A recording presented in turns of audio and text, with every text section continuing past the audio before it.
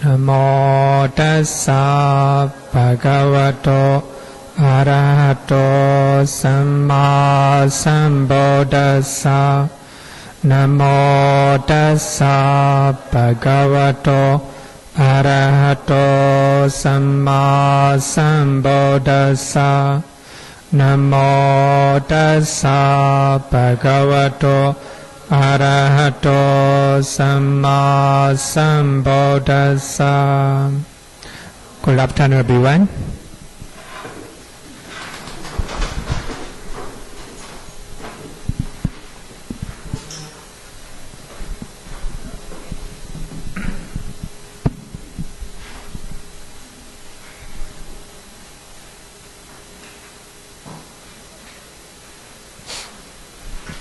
Page number 133, right? We are learning about competing doors, right? Doors. So as we all know that we have 6 doors: eye door, ear door, nose door, tongue door, body door, and mind door, right? So these are 6 doors. Here we also have to take note there is a door-free chetas as well, right?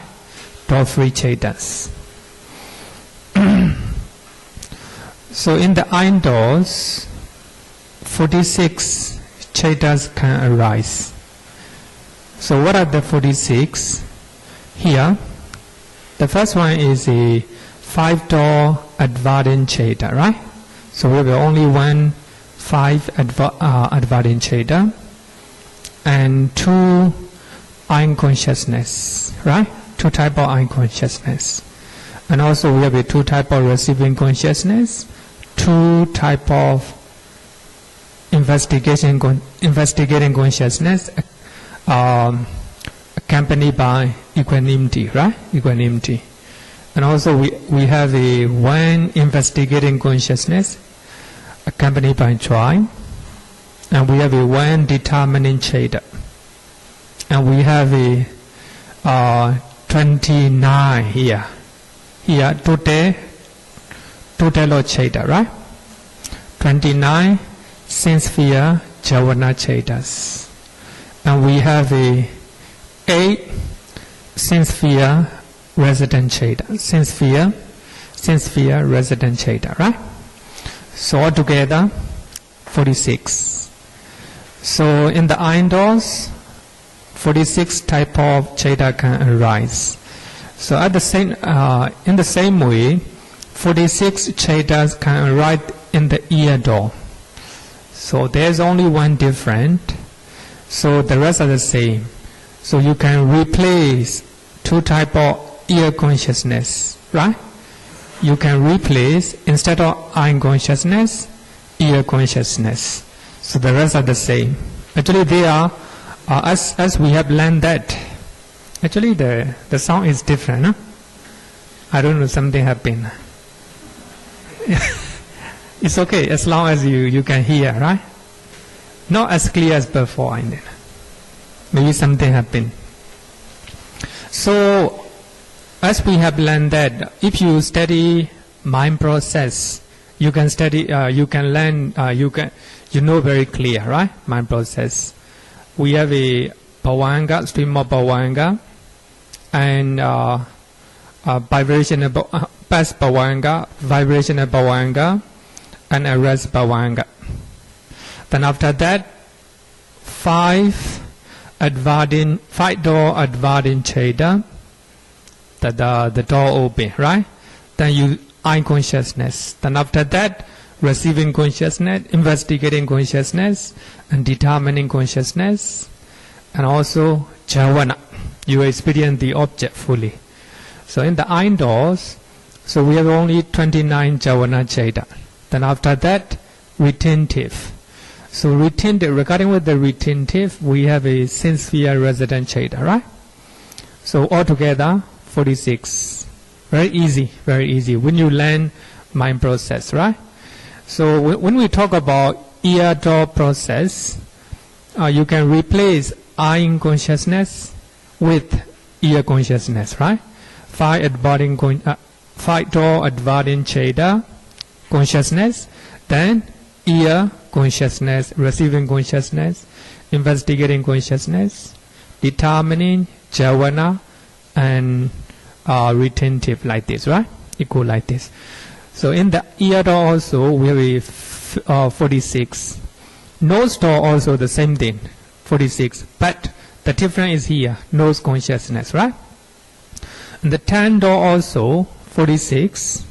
The difference is only here, tongue consciousness, right? Tongue consciousness. Body door also the same thing. So 46, but the difference here, difference is here. Two type of body consciousness, right? Two type of body consciousness. So the rest are the same. So when we learn the first 5 doors, eye, ear, nose, tongue, body doors, so altogether you can combine 54 sense sphere chetas, right? 54 sense sphere chetas. Now let's go to the mind door. In the mind door, 67 chetas can arise, right? 67 at the behind, can you see them? If you cannot see them, you can see the page number 133, right? 133. I think that is very important. And next chapter also, you have to come back this one again. If you know right now, next chapter you don't need to learn, right? So therefore they are linking each other. So here in the mind doors, we have a 67 chetas. So what are the 67? In the mind door process, as we all know that mind door advancing cheta, right? Mind door advancing cheta, the mind door open, then right away experience the object. Because in the mind, it is very quick, right? So therefore, after mind door advancing cheta, right away jhana. So all the jhana can arise in the mind door. We have a 55 jhana cheta, right? We have a 55 jhana cheta. So here in the mind door, then after jhana we have a retentive, right? 11 retentive cheta or dharamana cheta, right? 11 dharamana cheta. So when determining cheta, so in the case of mind door process, we do not use determining cheta. We use it mind door advancing cheta, right?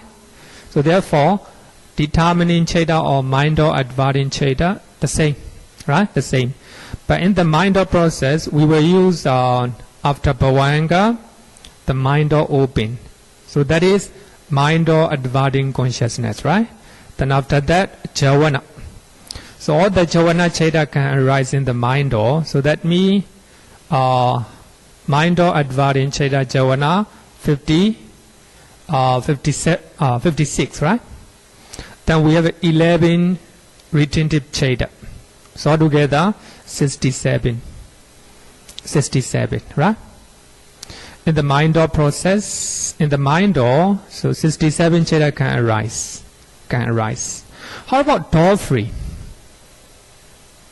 So the door free means, so we have a investigating consciousness, 2 type of investigating consciousness accompanied by equanimity, right? Equanimity. Another one is here, sense sphere resident cheta. We have 8 sense sphere resident cheta, and also we call it 8 great resident cheta, right? Resident cheta.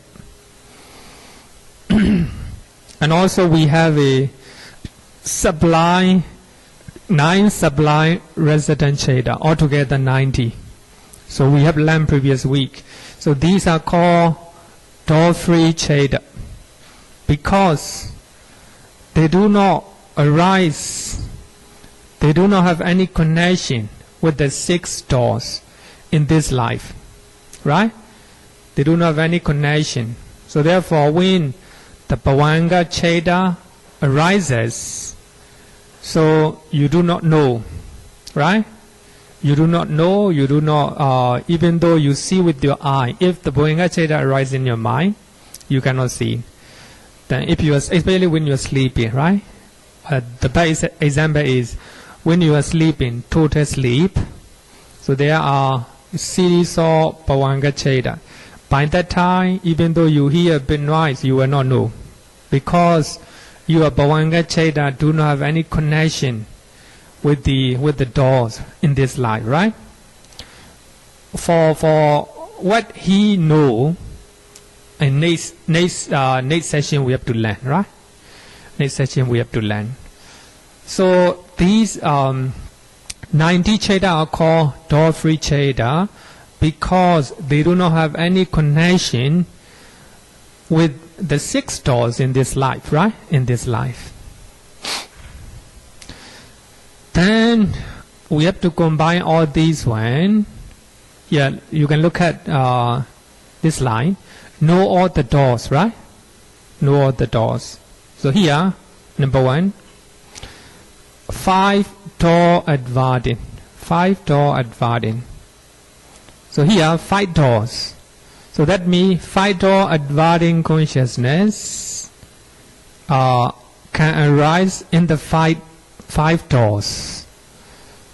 It is not difficult because you can see here, what are the 5 doors? Eye, ear, nose, tongue, body, right? So therefore, 5-door advardin consciousness arises in the 5 doors. Eye consciousness arises only 1 door, that is eye door, right? Same thing, ear consciousness arises only 1 door. Nose consciousness, 1 door. Tongue consciousness, 1 door. Body consciousness, 1 door, right? So the last one is total number of Chaitas, right? Total of Chaita. So we have 2 type of eye consciousness. So these charts are used by the Burmese. So this is not Bhikkhu Bodhi, you can see it in this book.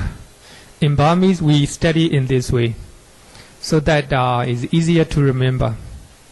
But as for me, I do not like those charges. I learn normally I teach my students without those one. So I'm trying to explain the meaning behind why 5 doors, why 6 doors, right? So I think then only they'll be able to remember very easily, not blindly, right? But the meaning behind. Here also, body consciousness, 1 door in the body door, right? Here, receiving consciousness. Receiving consciousness arises 5 doors. So what are the 5 doors? Eye, ear, nose, tongue, body. So therefore here, when you look at second last line, so with the number 5, you see 2, right? 5-door advardin and receiving consciousness. So these 3 Chaitas arises in 5 doors. They do not arise in the mind doors, right? They do not arise in the mind doors. Therefore, when the Chaita arises in the mind door, they do not receive. They don't need to receive, or they don't need to investigate. So therefore, after mind door open, Javana right away, right? So therefore, here, 3 type of Chaita arises in the 5 doors, right? Regarding with the 1 door, here we see 10, right? 2 set of 5-fold consciousness. 2 set of 5-fold consciousness are nothing but eye consciousness, ear, nose, tongue, body, right? Altogether 10. 2 type of 5-fold consciousness. So they arises in 1 doors. And you can see another one here, right? Here. Sublime and supramundane Javana Chaita arises in 1 door. Sublime and supramundane Javana Chaitas. Altogether 26. Altogether 26. So also, as you all know that these are jhana chetas. Mundane jhana and supramundane jhana, right? So they arises only in one door. So what is one door? So you can see here, mind door, right? Mind door. So therefore, Javana Cheda, Magga Cheda, Phala Cheda arises only in the mind, not outside. Some people think that Nibbana is in heaven. The Buddhas and all Arahants stay there, right? So it is not so. You cannot see Jhana Cheda, Magga Cheda, Phala Cheda. You cannot touch, right? What you can experience with the mind, right? So therefore, so when you look at this this chapter, I think it's quite clear that Javana Cheda arises in the mind door. So therefore, you cannot see, you cannot hear, you cannot touch with your body, right? Because sometimes we have too much attachment in the senses, right? So therefore, they created the idea, right? So if you say that, if you die, you will go to heaven, just chant something, right? Chant something. So very easy practice, right? So therefore, they chant, with the idea they will arrive in the heaven one day, right? But of course, they will go to heaven, right? They are doing good things. They will go to heaven, not Nibbana, right? Not Nibbana. So if we study here, quite clear that Nibbana can be experienced with the mind, right? Because it arises in the mind door, right? It arises in the mind door. So when you look at one door Cheda, then here 26, here 10, two set of fivefold consciousness and sublime and supramundane Javana Cheda altogether 36, right? So these 36 arises only in the one door, right? Only in the one door. But they have a different doors, right? Different doors. Two eye consciousness arise in the eye door. And 26 Chetas arises in the mind door, right? So you have to know in this way. And look at 6, right? 6 doors. But here, if you look at this one, investigating consciousness accompanied by equanimity, right? Equanimity that arises in the 6 doors. In the 6 doors. If you look at here, investigating consciousness accompanied by equanimity can arise all the 6 doors. Eye, ear, nose, tongue, body, mind, right? Body, mind. And also you can look at this one. Investigating consciousness accompanied by joy, right? Accompanied by joy. And they can also arises in the 6 doors, right? In the 6 doors. So that means, but here, investigating consciousness is divided into two consciousness accompanied by equanimity, one accompanied by joy, right? The reason is that I will explain why they split two, right? So at this moment, remember that 3 of the investigating Chetas arises in the 6 doors. Look at another one here. Sincere Javana Cheda, right? Sincere Javana Cheda arises in the 6 doors. All the 6 doors, right? All the 6 doors. And here again, sincere resident Cheda arises in the 6 doors, right? In the 6 doors.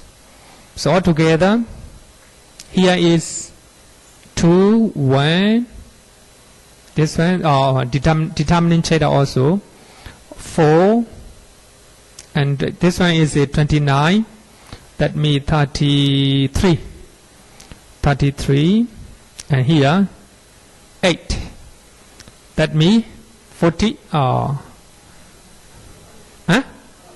41, right? 41. 3, 1, 4. This one is the 33, right? 33, 41, right? 41.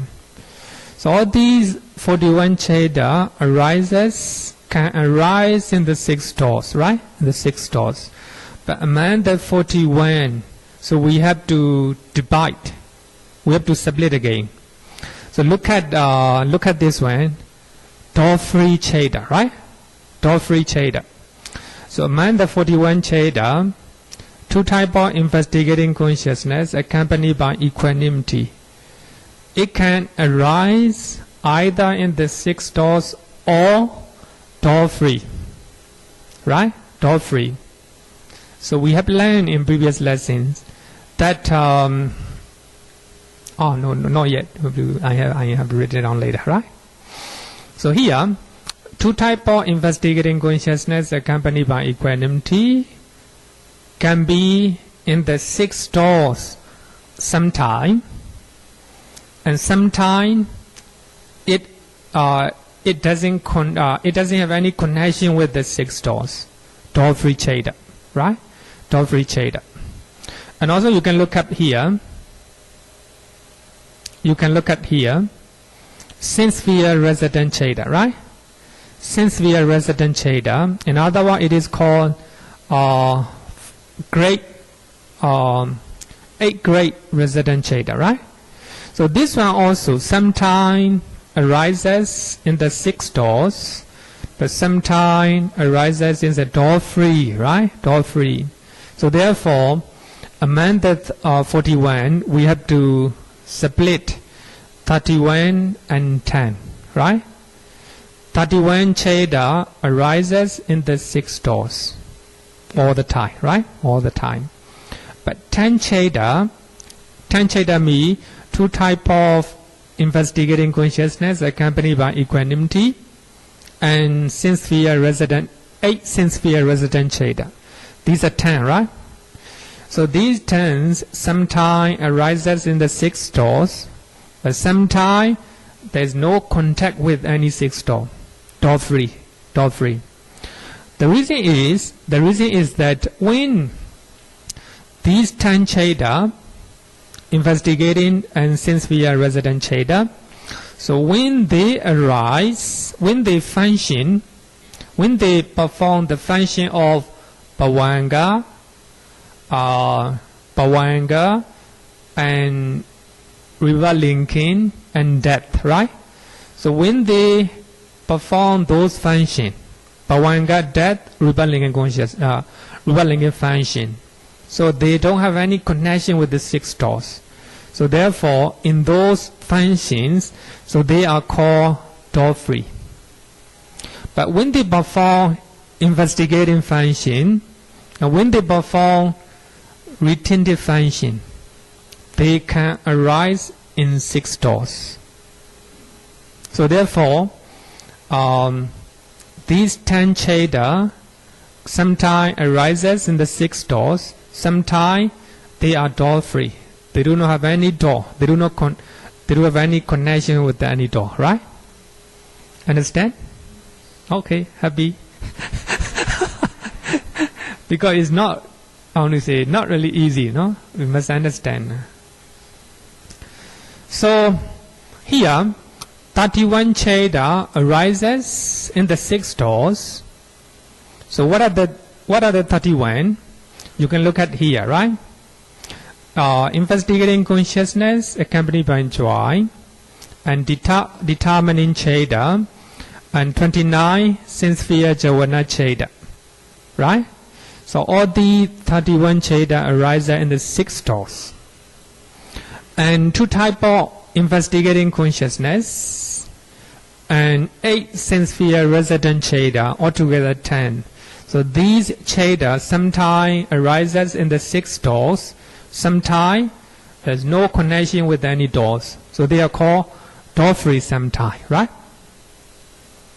But here you can see the 0, right? That is called door-free. So, sublime resident Cheda, 8 sublime resident Cheda have any connection with any doors, door-free, because they just perform the function of rebirth linking, the function of Bhavanga, function of death, right? So therefore, in this life, there's any connection, right? There's any connection with any doors. Therefore, they are called door-free, totally door-free. Understand? I think you understand, so right?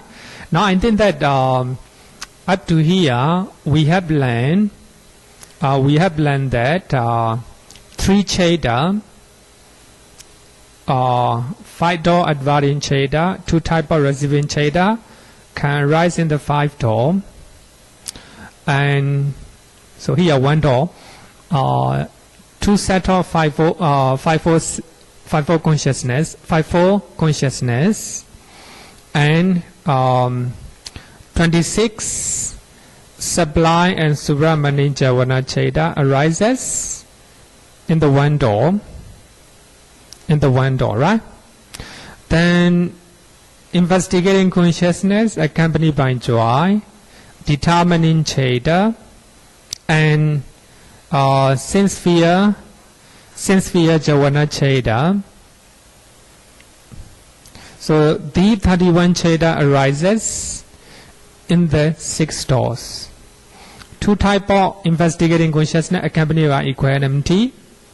Then 8 sense sphere resident Cheda. These things sometimes arise in the 6 doors, sometimes door-free, right? Door-free. But 9 sublime resident Cheda arises none of any doors, right? Door-free, door-free. So I think if you understand this one, it will very helpful next session as well, right? Okay. By number of doors, 1 door, 36. Earlier we studied 31, right? 36, 2 set of 5 consciousness, 26 sublime and subramani javana Chedas. Oh, of course, altogether 36, right? Not 31, right? Or 1 door. Or 31 is a 6 door, right? 31 is 6 door. 36 in 1 door.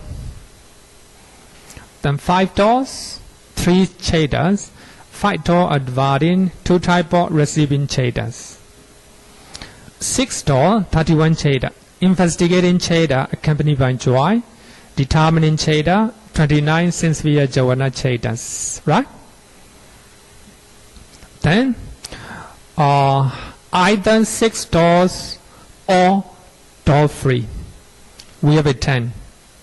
So these 10 Cheda sometimes will arise in the 6 doors or door free. 2 investigating Chedas accompanied by equanimity, 8 great resident Chedas. If these Cheda perform the function of investigating and retentive, they arise in the 6 doors. If they function rebirth, like continuous and death function, they are door free, right? We have learned this one.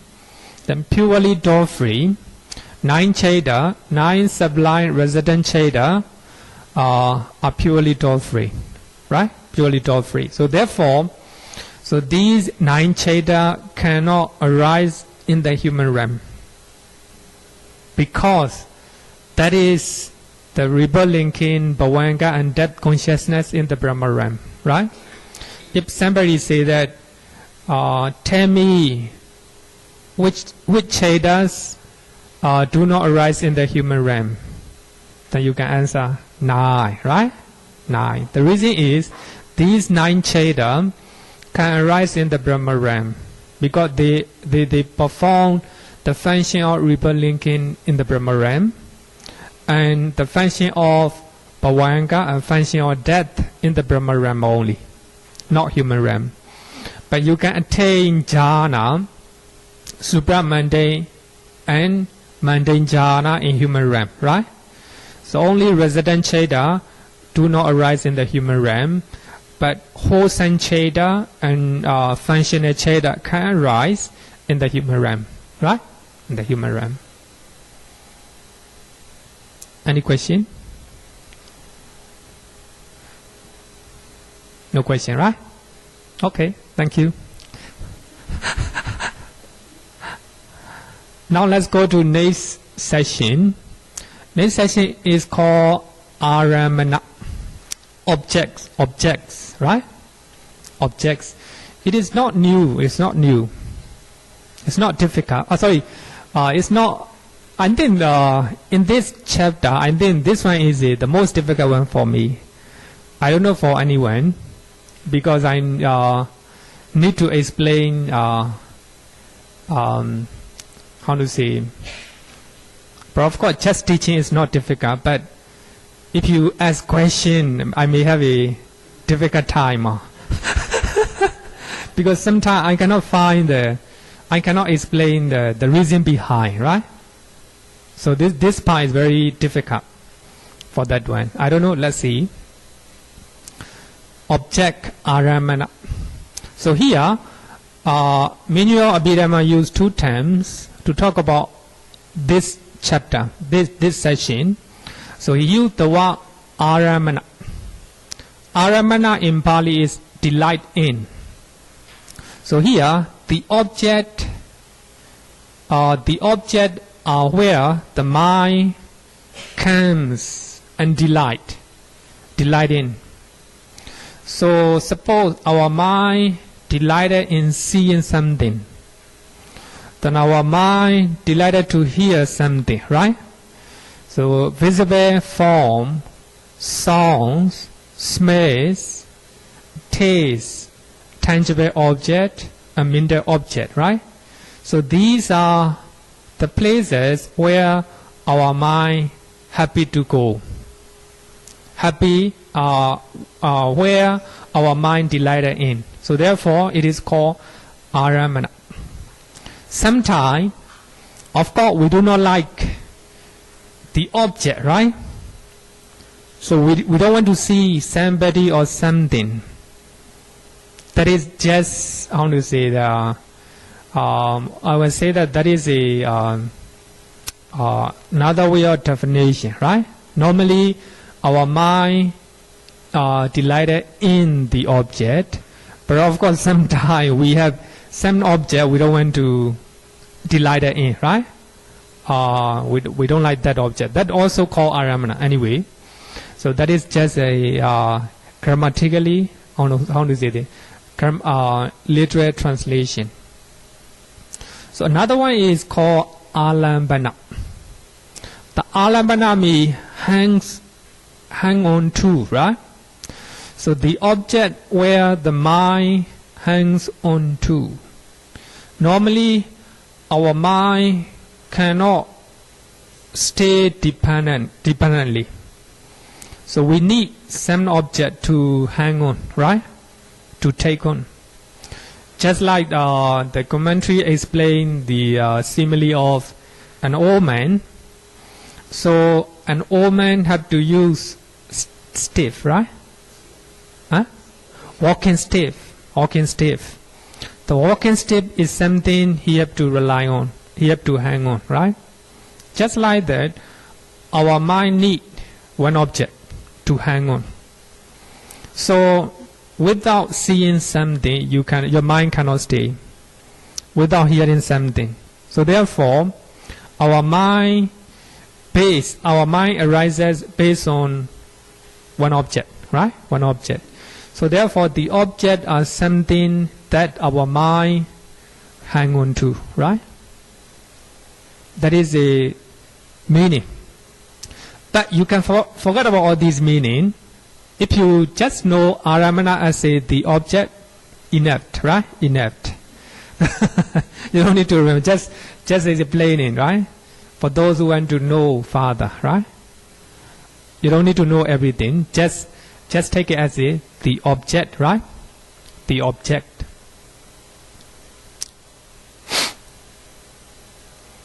Number 1, visible form. Number 2, song. So all these are matter or rupa, right? So we have a rupa and we have a sata, right? We have a smell, ganda. We have a taste, rasa. We have a tangible or touch object, kaya. And we have a mental object, Dhamma. But here, Dhamma, not a teaching. It is a intrinsic nature, right? Intrinsic nature. Or here, Bhikkhu Bodhi translate as a mental object. Some people do not like this translation. They translate Dhamma object. Dhamma object. Later I will explain a little bit further. So all these are 6 objects. I think that you have known all these one. I think we've been learning a lot. In Samdha Nikaya, we have a Salayadana Sanyoga, 6 internal and external bases, right? They're the same. So in the Nidana Sanyoga, so the Buddha talk about 6 type of craving, right? 6 type of craving. Craving for visible form. Craving for sounds. Craving for smell. Craving for taste. Craving for tangible, tactile object. And craving for Dhamma object. Right? Or mental object. So actually we have been learning all these 6 objects, right? So our mind normally delighted in those objects, right? Our mind hang on to those objects. The first 5 are material forms or materiality, rupa. So as you all know that we have a 28 rupas, right? 28 rupas. So the first 5 are material forms. Among the first 5, the tactile, tangible object or tactile object or touch object is identified. But here in Manual Abhidhamma, Bhikkhu Bodhi use tangible object.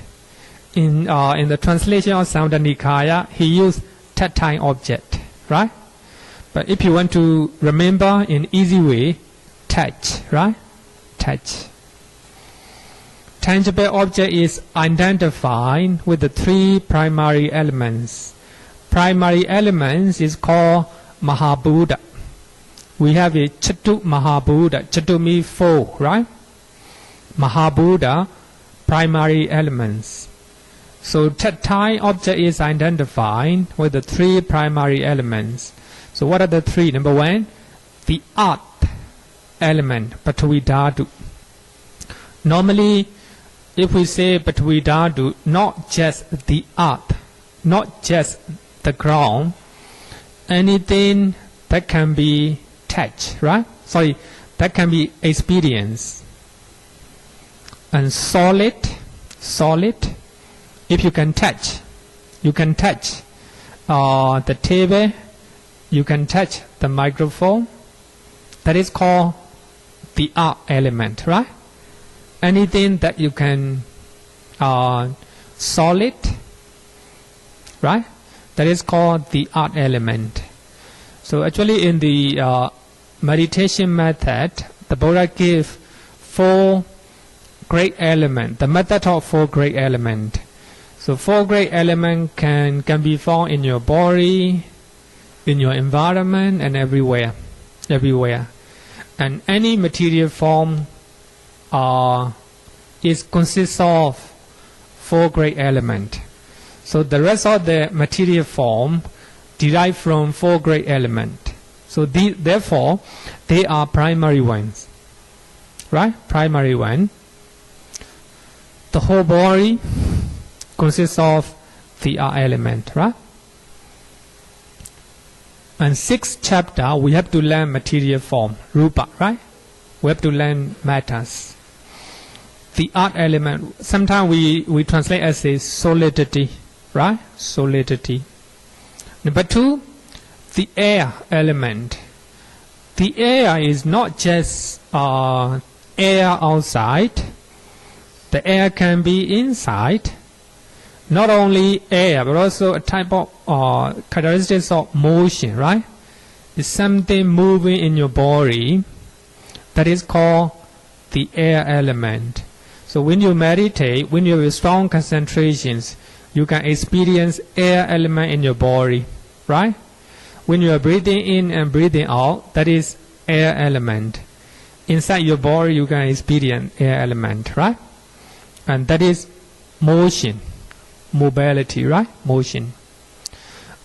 And next one is the fire element. Normally in part, number two, the air element is called arbor, right?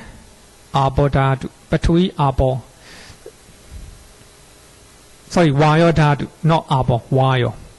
Sorry, I forgot to write down Pali. Another, the fire element. When you say fire element, you will see the fire in the kitchen. Not like this, right? Not only the fire in the kitchen, but of course fire in the kitchen consists of a lot of fire elements. So therefore it is to distinguish, right? Easy to identify fire element, right? Fire element. So fire element we can translate as a temperature. I think that temperature, the word temperature is the best one to translate Techodadu. Temperature, it can be hot and cold, right? Hot and cold. So hot weather also fire element. If you have a hot, if your body is hot, that is a fire element. If you are cold, right? That's also fire element. So therefore, better to translate as a temperature, right? Temperature. So we can experience temperature, cold or hot, right? That is a tangible that can be touched. That can be touched. And you can also touch solidity, right? Solidity. And also you can also touch the air. Not with your hand, right? What you mean is you can experience with your body, right? Therefore it is called tangible object, right? Tangible object. How about the last one? The fourth primary element, what is called the water element, cannot be touched with the body. When you touch the water with your hand, sometimes very hot, right? Sometimes very cold. Actually, hot is not a water element. It is just fire element. If you touch the water, is very cold. The cold is not water element. It is just fire element, temperature element, right? So therefore, the water element you cannot touch. So that is just cohesion, right? Cohesion. Cohesion. The element of cohesion. You cannot touch with your body, right? So therefore, so when we talk about tangible object, so we cannot take water element, right? Water element. So it can be cognized. It can only be cognized through the mind door, right? Through the mind door. So you can experience the water element, cohesion element with your mind only, right? So therefore, cannot experience, right? We have 5 primary elements. Among them, the earth element, air element, and fire element. Only the primary elements can be experienced with your body, right? With your body. So the water element cannot be experienced or cannot be touched with your body. So therefore, it is not considered as a tangible object, right? Tangible object. Then the last one, mental object. What is mental object?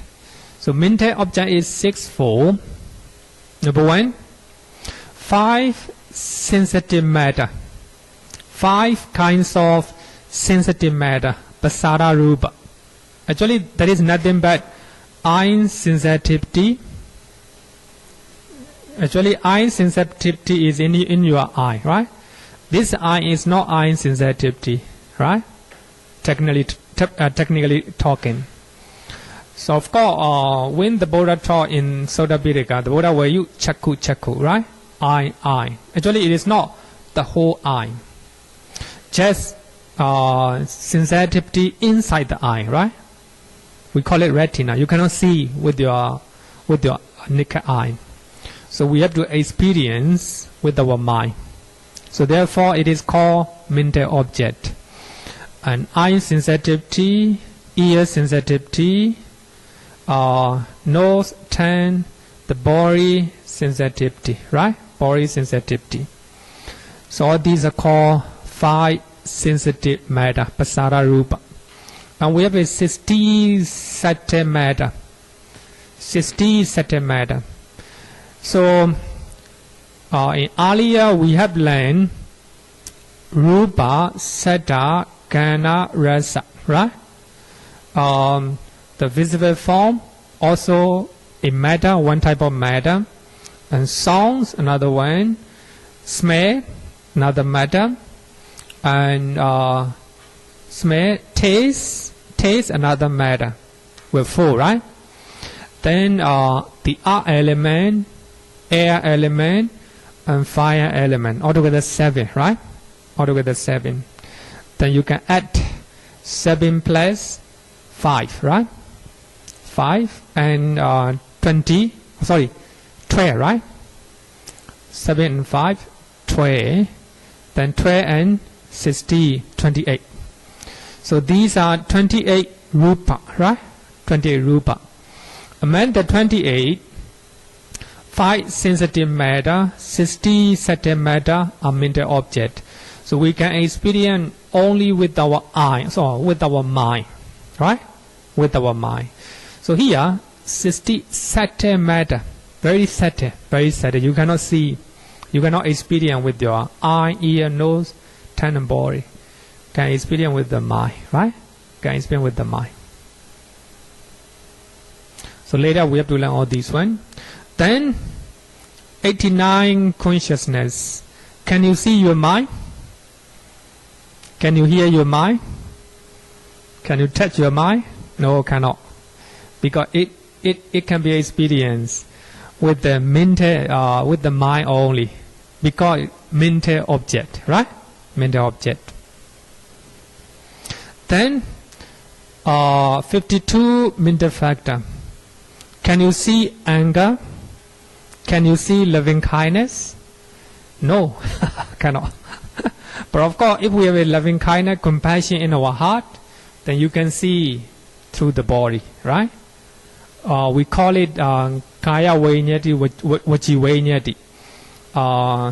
Vainyati means something that happened because of the mind.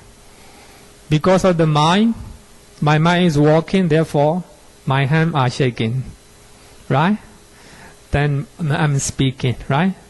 My voice, my body, these are the rupa or matter, right? 52 mental factor also cannot see, cannot hear, etc. But only experience with the mind. Then Nibbana. So actually we have it now, up to now, we have a two citation or two reference that Nibbana can be experienced with the mind, right? But here, because Nibbana is mental object. Another one is Nibbana can arise in one door, that is mind door, right? Mind door. Nibbana cannot arise in any other door. So therefore, looking at these two examples, you can make a very you can make a safe conclusion that Nibbana can be experienced with the mind. Not a normal mind, But we will see which Cheda can experience the Nibbana later, right? Later. Another one is concept, Panyati. So as we have learned Panyati in let's see, Panyati, concept, Panyati, right? Can you see your name? Can you hear your name? No, cannot. What you hear is the voice, right? Not your name. So therefore, names, the mental images in your mind are concept because you constructed in your mind. They do not exist really. They do not exist. Our mind created those names, mental images in our mind, right? So therefore, the aim of Abhidhamma is overcome concept and go to Paramattha, right? Because we have a lot of problem because our mind hang on concept, name, mental images in our mind, right? We cannot go to Paramattha, ultimate reality, right? So if you can go up to consciousness, mental factor, there's not a problem, right? Not a problem. So concept, our mind created a lot of concept in our mind, mental images in our mind. So these concepts also cannot see, cannot hear, etc. So they can be experienced with the mind only, right? With the mind only. So therefore, they are called mental object, Dhammaramana. So here we have to take note, what is the meaning of Dhamma? I think it's very important. I think we should know it. I think when I teach Satipatthana Sutta, I have explained what is Dhamma, right? Dhamma can be a lot of meaning, but here the Dhamma means intrinsic nature. Intrinsic nature. The intrinsic nature. So that means intrinsic nature or phenomena. I don't know how you understand English word phenomena. We have a mental phenomena, a material phenomena, right? Phenomena. So suppose we have a lobha, dosa, moha, right? Greed, we have a greed, we have a hatred, and we have a delusion, right? So these are intrinsic nature, a natural phenomena that exist to everyone, right? Not only the kings, not only the poor people, not only men, not only women, to everyone, right? So these intrinsic nature exist. If you have a greed, so there are cause and effect. Because of greed, you have something, right? Because of hatred, you have a result. Whether you are highly educated or not educated.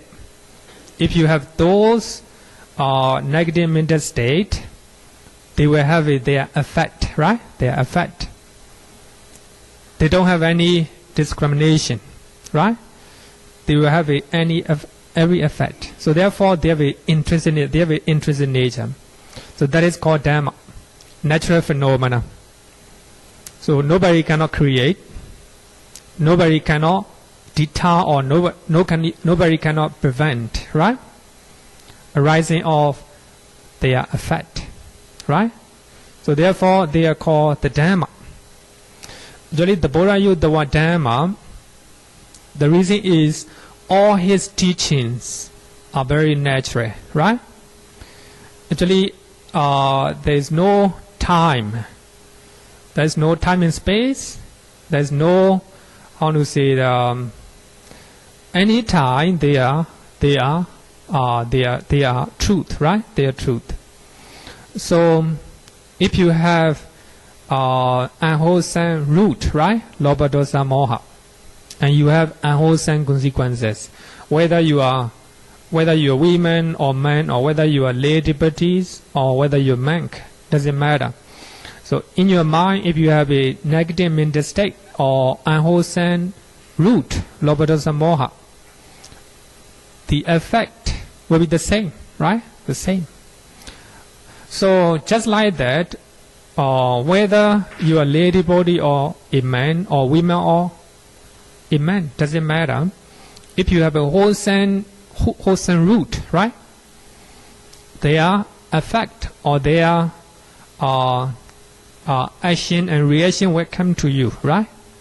So that is the nature or natural phenomena. No discrimination, right? So therefore, they are called Dhamma. Here, so all these are called Dhamma. Concept, even the concept, right?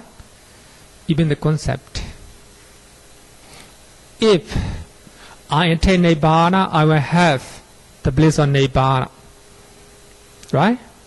If you attain Nibbana, you also have the same bliss of Nibbana. In Anguttara Nikaya, the Buddha talk about story of two monks. Actually, the daughter of King Kosala, her name is called Sumana, and Sumana come to the Buddha. Sumana. The princess come to the Buddha, and she asked the question. And the Buddha, there are two monks who is always delighted to give away his belongings. Another one is stingy. They have the same sila and samadhi and panya. And when they die, what will happen? And the Buddha said that when they go to heaven, what will happen? And the Buddha said that the one who always delighted to give, and he will have, he will be superior to the other one in terms of lifespan, in terms of beauty, in terms of enjoyment. Actually, the Buddha talked about 4 or 5. But later I will teach in Dana and Thursday class, right?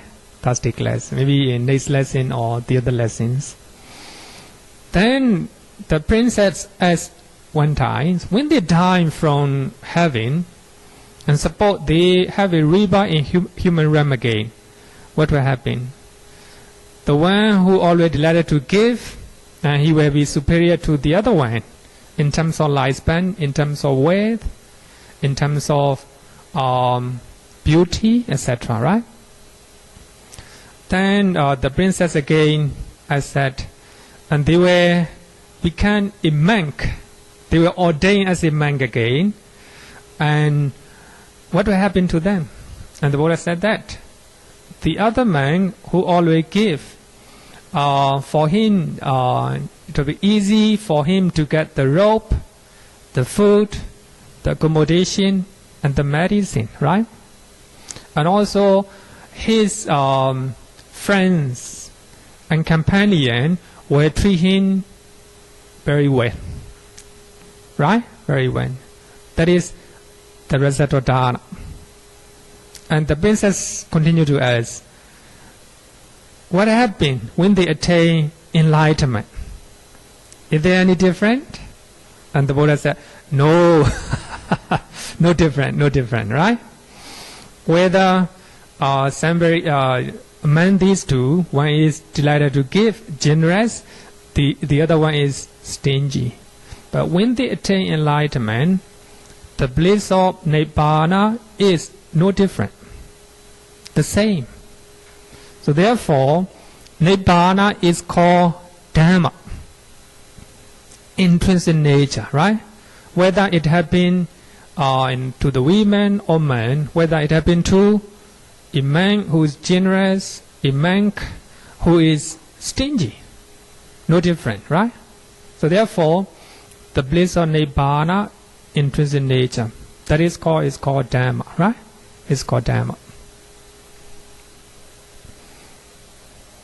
Actually, normally, looking at that one, we normally use Dhamma as a teaching, right? Dhamma as a teaching is not a literal meaning. Literal meaning is intrinsic nature, right? Intrinsic nature. So when you look at the Four Noble Truths, right? Four Noble Truths. Suffering, intrinsic nature. Suffering in your mind, suffering in my mind, the same, right? Intrinsic nature. The Dhamma, suffering in the minds of the Buddha, same. So therefore, no different. So those suffering are called Dhamma, right? Dhamma. So here, regarding with the mental object, Dhammaramana, so we have a sixfold, 5 sensitive matter, 16 subtle matter, consciousness, mental factor, Nibbana concept. So actually, when we talk about mental object, we can also experience visible form with our mind as well, right? Don't forget that. When we talk about Dhammaramana or mental object, we can take everything, including visible object, sounds, smell, taste, and tangible object as well. But the Buddha classifying 6 type of object that he want to show the listener, he want to show the people for easier understanding, to have a better understanding, right? Normally, we have a happiness, either happiness or suffering when we see something, right? So therefore, our eye, visible form is very important. So therefore, the Buddha take it as a one category, right? Sounds are very important. Because of the sounds, we are happy. Because of the sound, we are not happy, right? So therefore, it's very important to be mindful what you hear. So therefore, it is easier for him to teach, right? So therefore, he categorized into 6 objects. Actually, any type of object can be called mental object because we can experience with our mind. Anyway, right? Anything. Okay? Any question? Okay, let's go. Here, chetas, objects, and times. We are talking about object, right? We have a 6 type of object. And we will study which chetas take which object. Number 1, as you all know that we have learned in previous such session, 46 indoor chetas take visible form as their object. So in the indoors, we have a 46 cheta, right? 46 cheta can rise in the indoors. So those cheta take visible object, right? But when you see something with your eye, it is the present. You cannot see with your eye past form, right? You cannot see with your eye with the future form. What you see is in the present, right? In the present, not the past. So when you think that you see the past visible form, that means not in the indoor. It is just in the mind door. In the future also, just in the mind door. So therefore, in the indoors, you can see only present visible form. So therefore, chetas, objects, and times. 46 indoor chetas take present visible form, right? Like that, 46 ear chetas take the present sound, right? The present sound. So when you hear somebody is gossiping about you yesterday, it's not in the eye doors, not ear doors, right? It is only in the mind door. But you record that memory, right? So therefore, when you hear something that is only present sound, right? Present sound. So therefore, it's very important. 46 ear doors take present sound, not the past nor future. Then 46 nose door take present smell, right? Present smell. And also 46 tongue door takes the present taste, right? And body 46 body door chetas takes the present tangible object, right? Present tangible object. So therefore, altogether 54, right? 54 sense sphere cheta. 54 sense sphere cheta takes present object, right? Present object.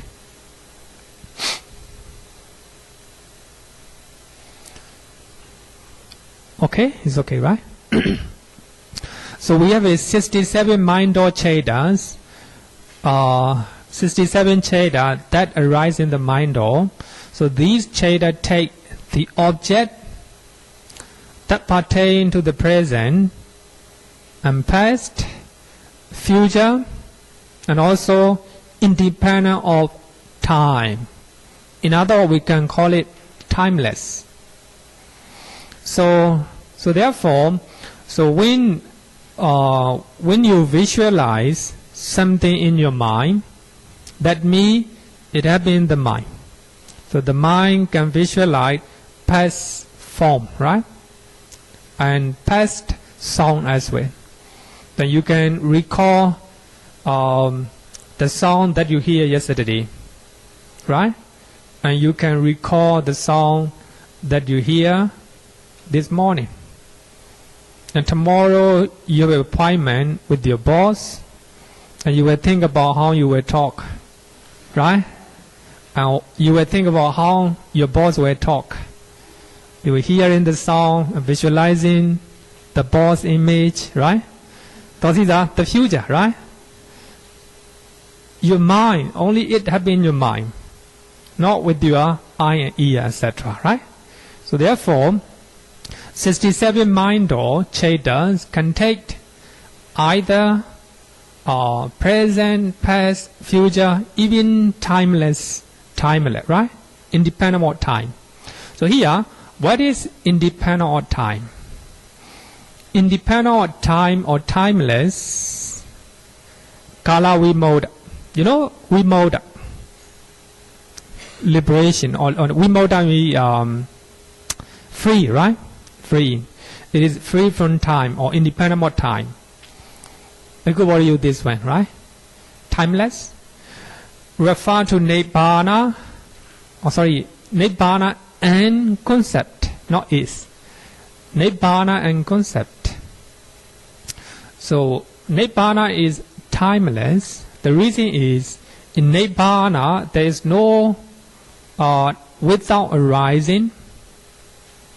Nibbana is timeless because its intrinsic nature, sabhava or Dhamma, the same. Intrinsic nature, sabhava, nature, is without arising. Normally, our mind arises, right? Our mind arises. In Nibbana, there is no arising, upada. There is no change or present, titi. And there is no passing away, bhavanga, right? So therefore, Nibbana is timeless. Its intrinsic nature is without arising, without present for a while, and without passing away. So actually, when we talk about time, kala, when we talk about time has consists of three factors: arises and stay for a while, then disappear or pass away. So only we have three set moment, time moment. We can call it time. Nibbana, there's no arising, no cessation, no stay for a while, right?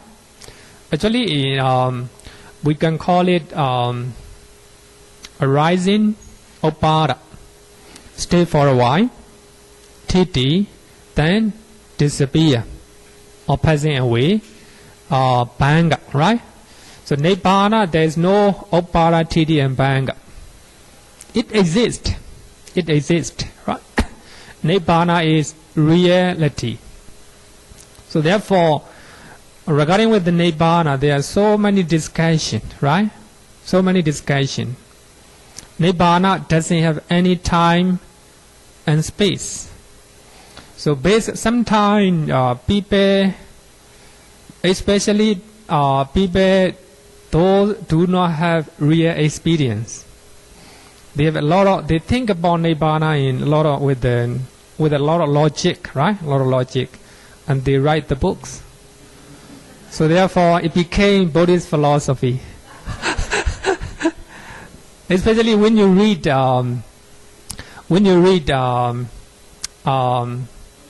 like a Asenga Vasubandhu, a very great Buddhist philosopher in Asia, India. So they are the one who who write a lot of philosophy books, Buddhist philosophy. So, have you anyone heard of Mariamika theory? Mariamika theory? No. Better is if you read, you will become crazy, because they present a lot of concept, a lot of theory when they want to explain about Nibbana, dependent originations, samsara, etc. Right? Samsara, etc. So when you read all these one, become crazy, because I think that they do not have a real experience. So based on their intelligence, and they write.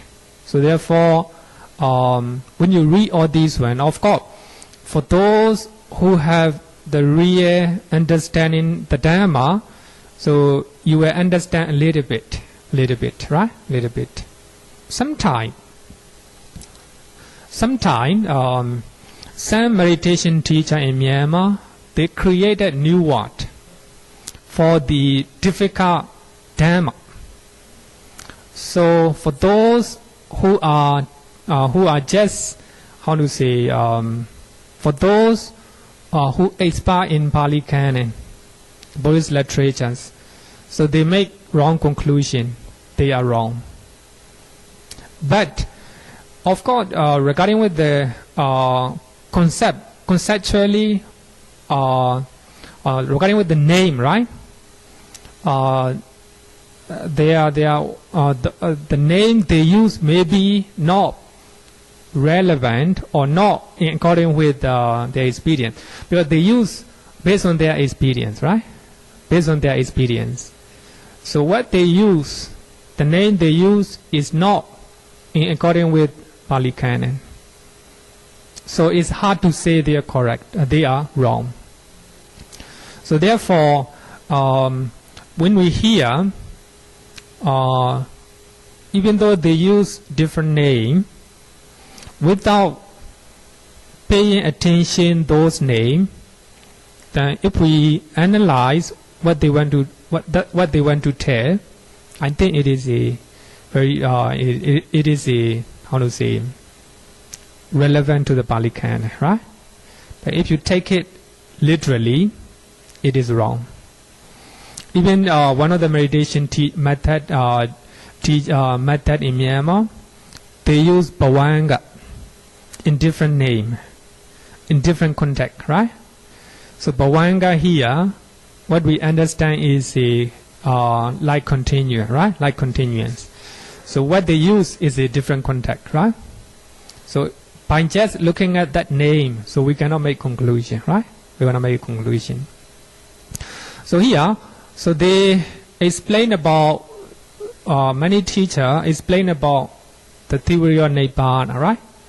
So without really understanding the Nibbana, if we deviate from Pali Canon, it's very dangerous, right? Very dangerous. Sometimes things are beyond our knowledge. So therefore the Buddha used the word Attakavachara. Attakavachara. Attakavachara means beyond our thinking.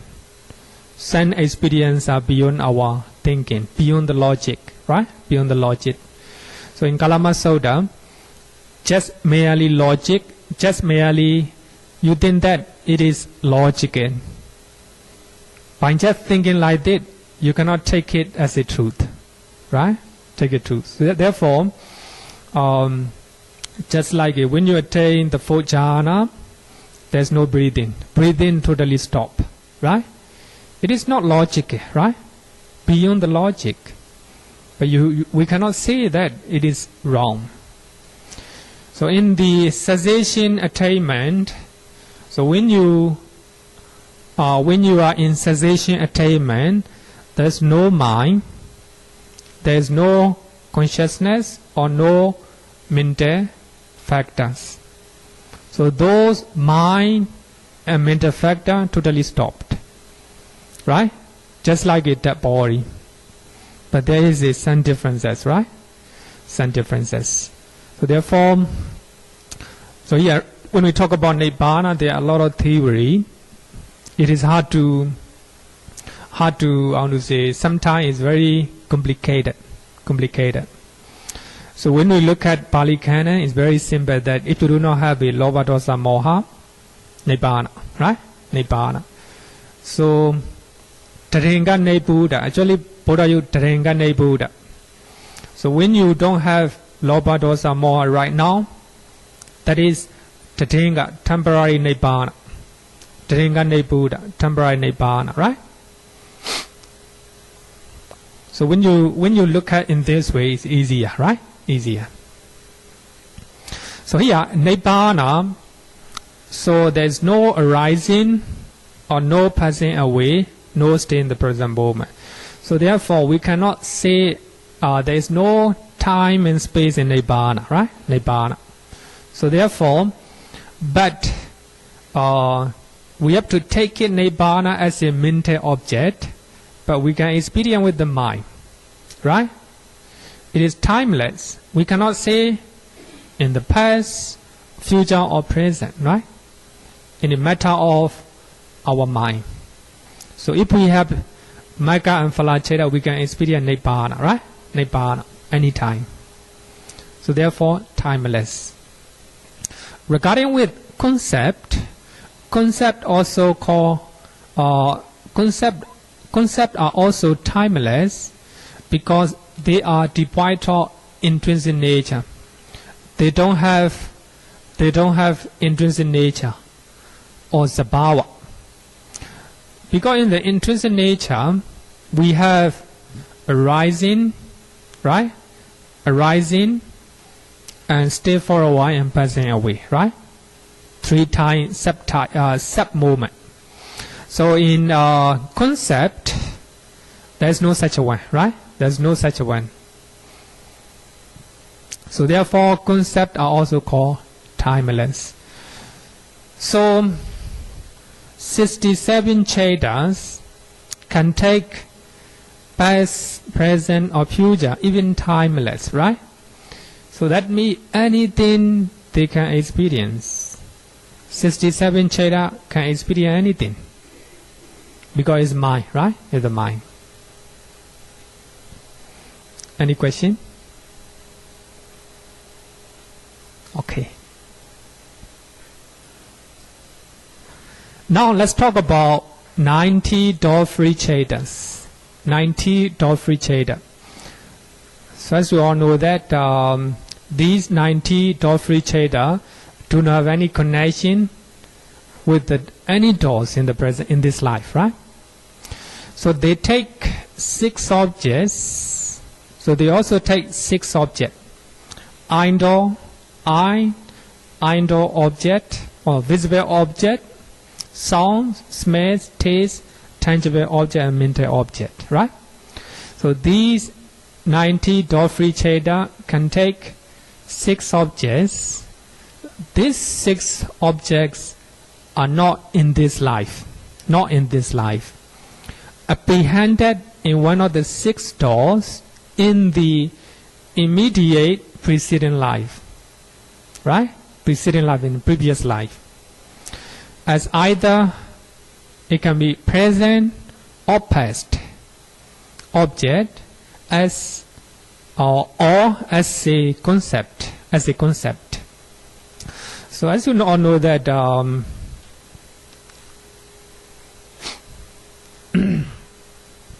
90 door-free cheta can take 6 objects, right? 6 objects. It can be visible object, etc., right? 6 objects. But these 6 objects are not in this life.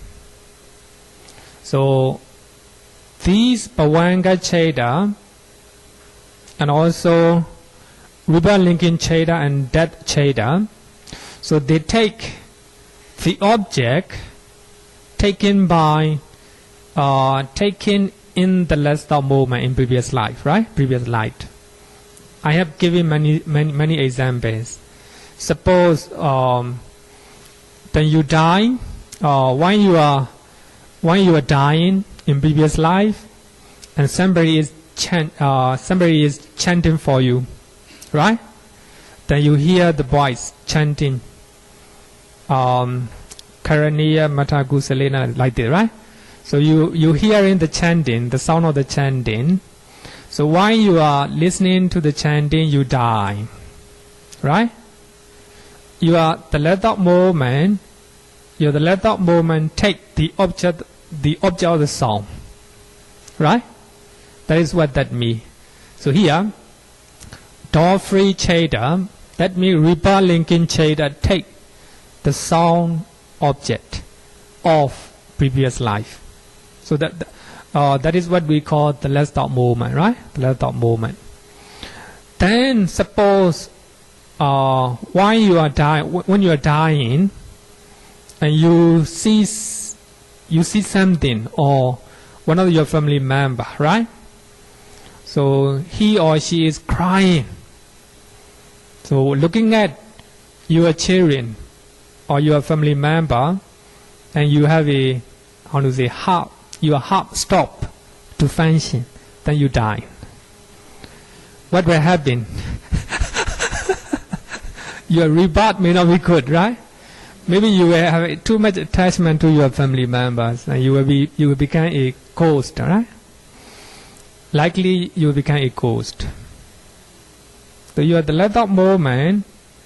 You are relinking cheta in this life. Will take the objects of visible form, right? Visible form, like this. Suppose in previous life you take poison, right? Poison. Because, poison, right? Sorry? Poison. Please take note, my friend. Actually, she is taking note. I need to, sometimes, some word very difficult to pronounce. Something that kill you, right? So, in previous life, you're taking poison, right? Poison. Then, because of that, you die.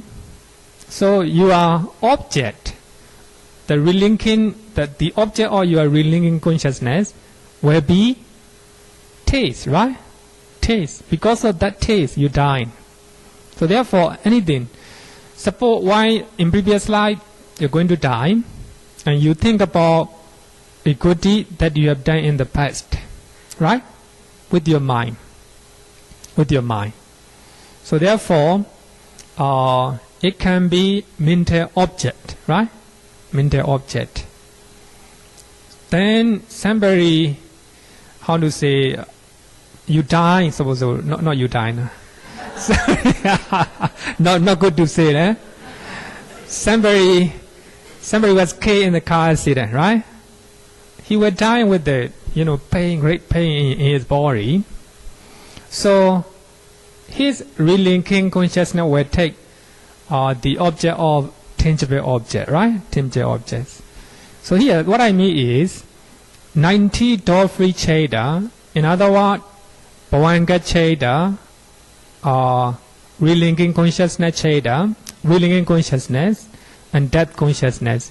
So they take any one of the six doors, right? 6 doors. In the immediate preceding life, in the previous life, as either present, right? Either present. When you die in the car accident, present, right? Present. And past. And you think about good deed that you have done in the past, right? It will be past. Object. Or as a concept here, look at it here. There is no future, right? There is no future.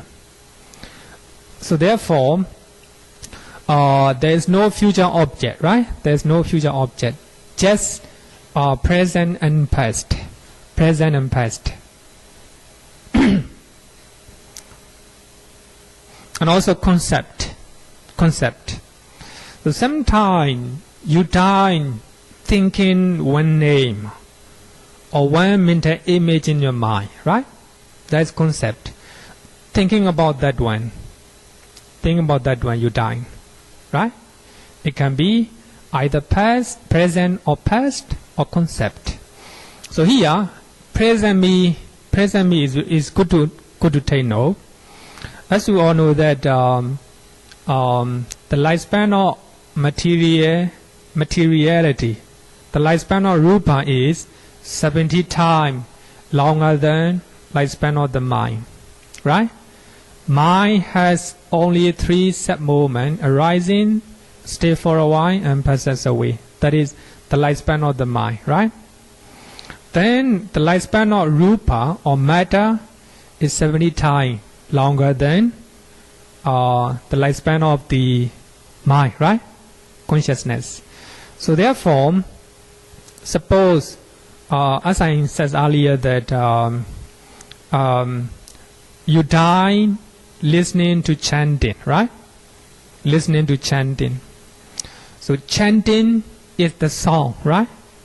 That is material form, songs. By listening to that song, you die. Then, as soon as you die, you have a rebirth linking consciousness. Consciousness is the mind, or the mind, right? The mind has only 3 set mind movement. But here, the song is longer lifespan. Even though you hear in previous life, but that song will hang on to the past life, to this life, present life as well, right? Present life as well. So therefore, you are rebirth linking cheda, take the object of present song, right? Even though you are dead consciousness finished in previous life, then after death consciousness and rebirth linking consciousness, right? That consciousness already dying, but the sound that you hear not dying yet, because it is 70 times longer than the mind. So therefore, you hear present sound. You are rebirth linking consciousness take the present sound object, right? Present sound object. So therefore, it is either present or past. Past is very clear. So when you die, thinking of a mental object, right? Thinking of a name or mental image, That is concept. There's no time, right? But okay. Now there is one situation that we are facing. The person normally is critically ill, let's say maybe some cancer. Probably he will be sedated under, those what call it, painkiller or whatever, you see. So in that case, probably they are semi-conscious or no. So whatever chanting that you try, probably they may not be able to hear. Yes. Yeah, but even some of them, they suffer from illness. They are sedated. They put them on morphine, They put them on morphine, and then probably, they don't really meet in the days. Right? If you do chanting and all that, can they really hear? You mean the patient in coma, like yes. this, unconscious, right? Right.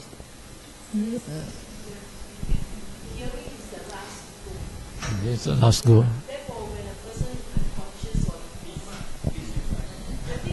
But she is a. Can you give the microphone, because it's very important. She is a professional. She know better.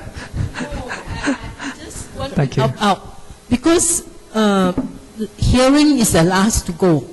So even you are in coma, you don't think that the person can't hear you. So you say, "Ayya, why you so heavy and don't know what?" They can hear you, So you it's good to be polite and say, "I make you, comfortable," or you're a nice person, or whatever it is. Hearing is the last to go. That's why when people die, you say, "Please don't go, please don't go." You thought the person already gone, but he can hear you. So sometimes they will give you an answer, and that will frighten you also. Thank you so much. Thank you so much. Okay. Then another thing is, what about a person that is called brain dead? A person is called brain dead. Yes. Now you have those HOTA. When they classify brain dead, consider legally dead in that respect, even though your body hooked up on the machine. Okay. So, let's say you're on a respirator. They make you breathe. Correct? No. Science is very good nowadays. You need a heart. They give you a plastic heart. You need a kidney. They give you a plastic kidney. So there's no problem. But then, how do we define death? We normally take a brain wave, and if the brain wave is just straight line, it's a straight line, that means the person is dead. We don't. Last time we used to look at the eye, isn't it? Then the pupil dilated, death. But actually the brain still, have that brain wave. So now we take the brain wave to confirm that it's death. You no more question lah. 4:30 already, no. So okay, now the next situation is that basically normally you look at the machine. If there's any wave 6 frequency, the brain is there. Then when the thing becomes stationary, so the brain is dead. Now the thing is, if a person is in hospital, probably you don't even know when the brain stops functioning. So the last thought moment of people doing chanting on that, he could miss that. No, when patient died, when patient is dead, what you do is you go and check the pupil. No, normally if you die, your pupil will be dilated. Okay, it will not constrict, because you try and shine a torch into your eye, your pupil will just constrict. But in a dead person, the pupil will be dilated. So last time we used to be using this sort of very not scientific method, because you haven't invented the machine, correct? So you shine, then you say, dilated. But it can be a head injury, where one side of the pupil is dilated. Whereas when you see that the pupil is dilated, so you take a brain graph to see that is this a straight line. But basically, for me personally, I don't want resuscitation. You just let me go. I think there's a better way to go. More gracious, I think. Okay, thank you so much. Actually, a very good discussion regarding with the brain death, and also we were in next session. The last session, we have as we all know that the Buddha said that our mind arises based on the heart, not the brain. So we discussed further in that session. So for the time being, I want to add a little bit about coma, right? Sometimes we call it unconscious, right? But they hear normally. We have a lot of stories. Even 2 days ago, one of my students asked me, and her father is in coma and unconscious, and he became conscious, and he even eat the food he like, and he have a lot of messages to his family. Then later, a few days later, he died, and that is in coma, right? You know, another story I hear in the I read in I listen in the YouTube. So one of the lady who is Indian descent, who is Indian, who live in Hong Kong, I think, and she talk about her experience. She is going to die. She's going to die, and she is her body and her mind split. So actually, her body is lying down in the hospital bed. Then of course, his relative, he hear everything, what the daughter talking to her, and what the daughter is talking to his family. And actually, he doesn't have any pain. Her body and her mind split. So just like according to her, so her mind is looking at her body. Actually, no suffering at all. She went to leave her body. Then her husband came into the room and approached near her body and talked to her that very gentle way, "My love, come back." Because of that attachment, she come back. So therefore, even some people are in coma or unconscious, and then they hear. So therefore, when we talk about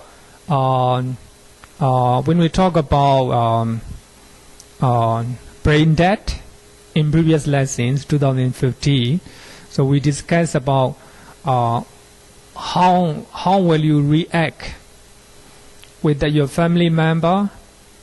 You have to decide whether you have to remove the machine or not.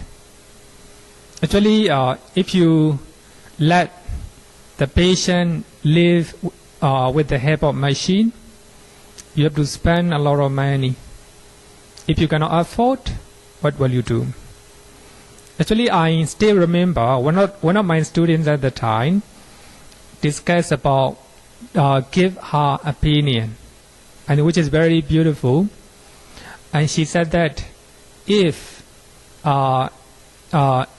she is in that place, and she were, so here situation is no money to give to the hospital, and the daughter is telling her that whether you want to remove or not. So if you remove, your beloved will die. If you do not remove, you have to spend a lot of money. No money at all. What to do? And she said that she will whisper her beloved one, "Now we are going to remove the machine," trying to think about good things what you have done. And also she will chant with a pleasant manner, a pleasant voice. Then will remove the machine. So here the point is, patient who is in coma, and also who is unconscious, they can hear. I think they can hear much more than all of the, even more powerful than other people. Sometimes, in some cases. And yesterday I look at my note. That I actually inside my slide I have a some note, right? That I see the story of a bhikkhuni, a German bhikkhuni, who suffer cancer, breast cancer, and she also going to die. She also going to die, and she said that the life energy is going away. It started from the food. Actually, she is not in a possession, no energy at all. But she has been practicing meditation for a long time. So by that time, she don't have any attachment. He practiced letting go. Just observe what happened. And she said that there is no pain, no suffering. So therefore, she even said that if we practice letting go practice, the last thought moment is pleasant. Very important. So if we practice letting go, that means things will happen in our life. Don't cling to so much. Letting go, right? If somebody criticize you, do not cling to that voice. Letting go, right? If you eat a bad food, do not cling to that. Letting go, right? If somebody make you irritated, letting go, right? So if we practice letting go, the last thought moment is pleasant. If you want to read the full story, go to my Facebook.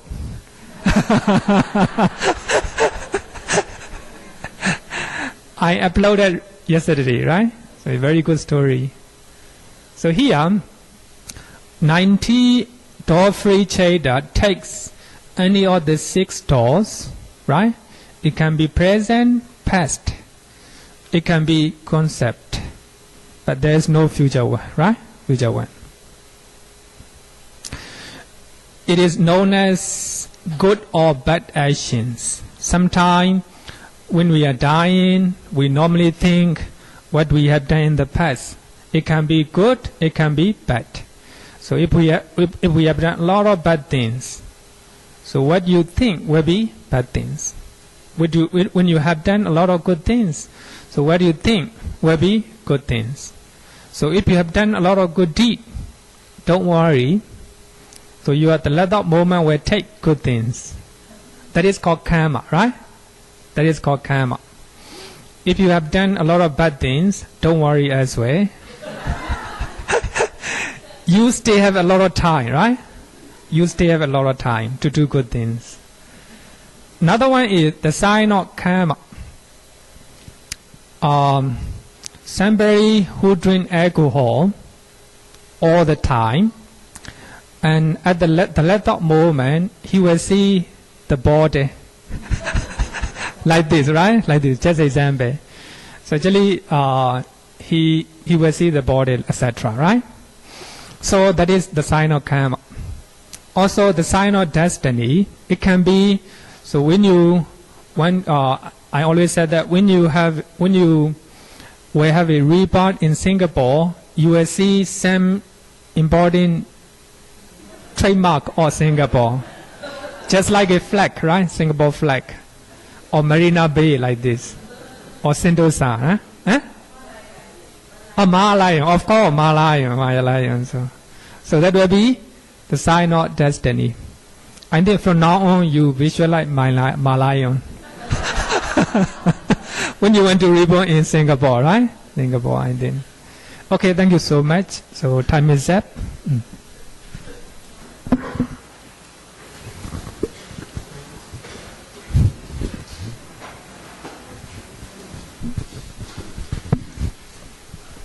Yovada Tampavaro Manu Jesu Sakyamuni kata kecho paragato pala Viriya samangi tam sukatam saranatam upemi raga viraga mani jama sokam dhamma masam katama patikulang madhura mimam pagunam suvipatam dhamma mimam saranatam upemi yata chadi nama apalamahu Chatusu susisu purisa yogesu Atacha pugala dhammadasate Sangamimam saranatam upemi. Sadhu, sadhu, sadhu. Thank you, Bhante. Thank you so much.